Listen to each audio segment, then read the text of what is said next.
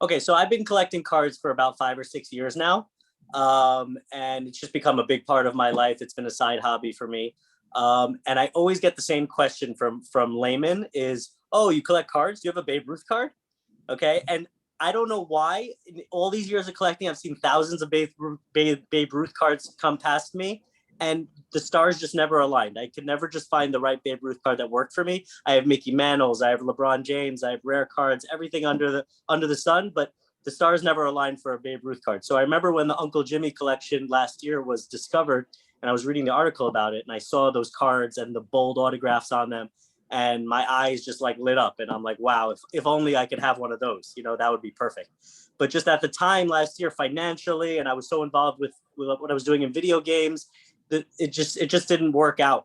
So I kind of just uh, lost track of the whole collection. On Sunday, I was literally on the airplane on going to a ski trip, and one of my buddies texts me that, oh, Wheatland Auctions is auctioning the last autographed Babe Ruth card of the Uncle Jimmy collection.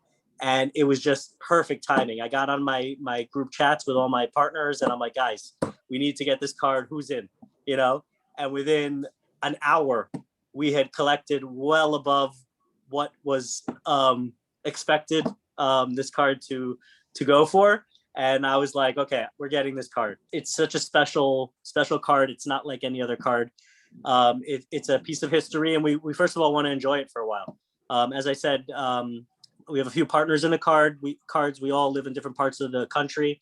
We want to have a trip. Everyone comes to South Florida, where we're gonna be storing the card, and we'll have a group picture, and I'll get to see it, and I'll get to touch it, and I'll get to feel it, and enjoy it a little bit. I mean, this is just a part of American history. It's a part of world history, and it's one of the finest examples of the greatest face in baseball as we know it. So we're probably just going to enjoy it for a while and make a business plan years down the line for it. It's surreal. I mean, again, I collected cards when I was a kid, and I didn't have a lot of money growing up. It was the junk wax era. I just bought whatever my allowance would allow, and I never had an impressive collection. Then when I started getting older and I started making money and realizing that I could invest in collectibles, I started buying myself just basic cards, a couple $100s.